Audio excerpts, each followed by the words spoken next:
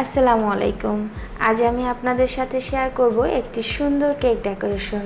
এই কেকটি মূলত আমার অর্ডার ছিল, ভাবলাম আপনাদের সাথে শেয়ার করি। আমি প্রথমে একটি কেক মোল্ড নিয়ে নিয়েছি, তার মধ্যে সামান্য একটু হুইপ ক্রিম দিয়ে চারপাশে ছড়িয়ে নিচ্ছি। এটা দেওয়ার মূলত কারণ হচ্ছে এটাকে অ্যাডজাস্ট করে রাখবে, সেভ রাখবে। যদি এটা আমরা না দিই তাহলে কিন্তু কেকটা যে কোনো সময় এই মোড থেকে আলাদা হয়ে যেতে পারে, অ্যাক্সিডেন্ট হতে পারে। তাই অবশ্যই এই কাজটি করে নিতে হবে। আমি একটি কেকের স্লাইস বসিয়ে এর উপরে সুগার সিরাপ স্প্রে করে দিচ্ছি। স্প্রের সাহায্যে স্প্রে করলে হয় কি, খুব সুন্দরভাবে ছড়িয়ে যায়। তাছাড়া ব্রাশের সাহায্যেও এই কাজটি অনায়াসে করে নেওয়া যাবে।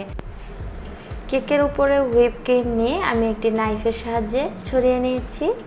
নাইফ দিয়ে আমার কেক ডেকোরেশনের সময় কাজ করতে অনেক ভালো লাগে।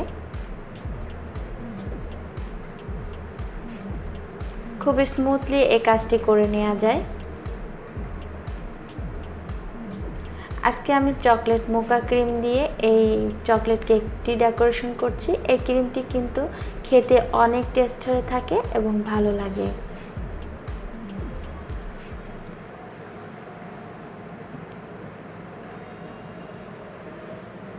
আমি আরও একটি কেকের স্লাইস নিয়ে নিয়েছি।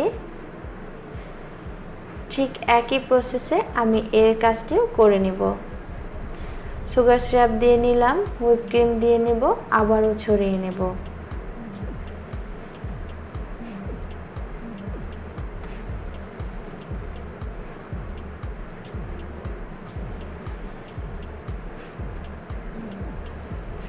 কেকের ডেকোরেশন আসলে দুই একবার করলে যে খুব ভালো হয় তা না, করতে করতে অনেক সুন্দর হাতে এসে যায়। আমি আজকে এই কেকটি 3 লেয়ারে করব। এখানে মোট 3 পাউন্ড কেক আছে। আর এই কাজটিও সম্পূর্ণ কাজটি একই প্রসেসে করব।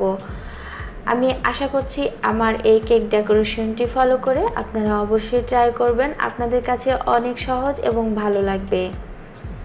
আমার এই কেক ডেকোরেশন বা আমার সহজ রেসিপিগুলো আপনাদের কাছে যদি ভালো লেগে থাকে তাহলে প্লিজ আমার চ্যানেলটিকে সাবস্ক্রাইব করবেন এবং পাশে থাকা বেল আইকনটি অবশ্যই প্রেস করে রাখবেন, যাতে করে সহজ এবং সুন্দর রেসিপি আপলোড করার সাথে সাথে নোটিফিকেশন আকারে পেয়ে যান সবার আগে। আর হ্যাঁ, লাইক, কমেন্ট, শেয়ার করতে একদমই ভুলবেন না। যারা অলরেডি আমার চ্যানেলটিকে সাবস্ক্রাইব করেছেন তাদেরকে তো অসংখ্য ধন্যবাদ। আমি এবার চারো সাইডে নাইফের সাহায্যে ক্লিনভাবে যেন আমি শুরুতেই আসলে ফুল ফিনিশিং আনবো না, অল্প ক্রিম দিয়ে চারপাশটাকে আমি কোট করে নিব।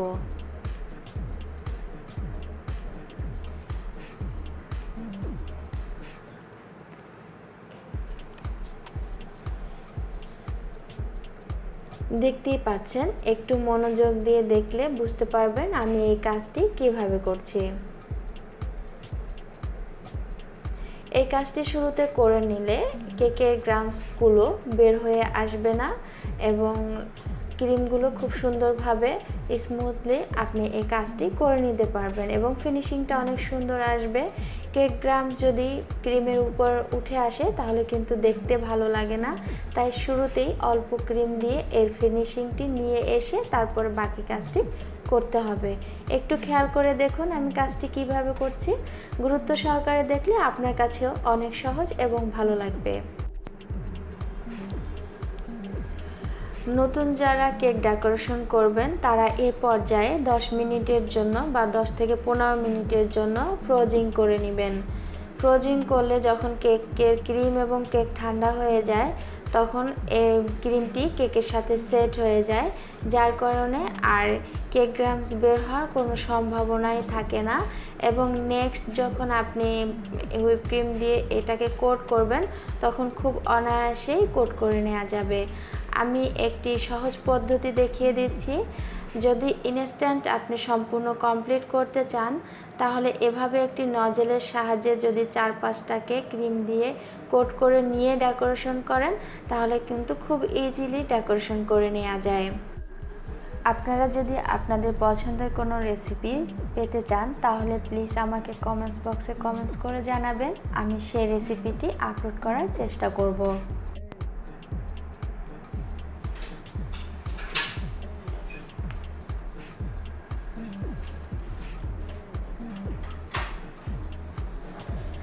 আমার সম্পূর্ণ ক্রিমটি নেওয়া হয়ে গেছে। আমি আবারও একটি নাইফের সাহায্যে এর ফিনিশিংটি করে নিচ্ছি। আমি যে নাইফটি ব্যবহার করছি সেই নাইফটি কিন্তু যে কোনো জিনিস যেখান থেকে আমরা মূলত কেকের জিনিসপত্র কিনে থাকি, কেক বেকিংয়ের, সেই দোকানেই অ্যাভেলেবেল পাওয়া যায়। এই নাইফটির মার্কেট মূল্য হচ্ছে 120 টাকা।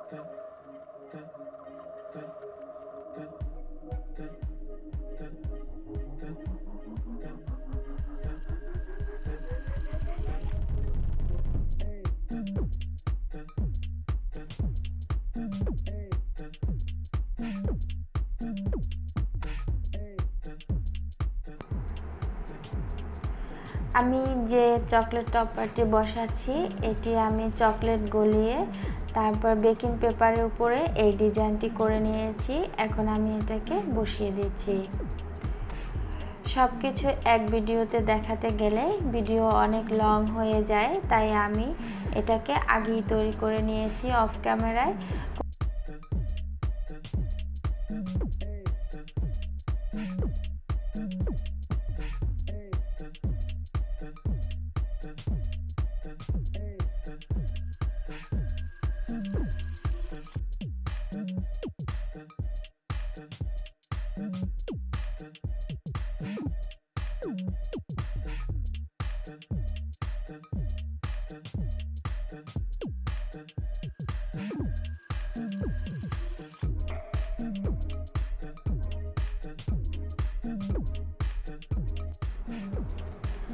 আমি এই চকলেটগুলোর উপরে আরও কিছু চকলেট দিয়ে কেক ডেকোরেশন করব, আর এই বাকি চকলেটগুলো দিয়ে আমি এই কেকের ডেকোরেশন শেষ করব। আমি আশা করছি আমার এই সহজ কেক ডেকোরেশনটি আপনাদের কাছে অনেক ভালো লেগেছে। ভালো লাগলে এটাই আমার সার্থকতা।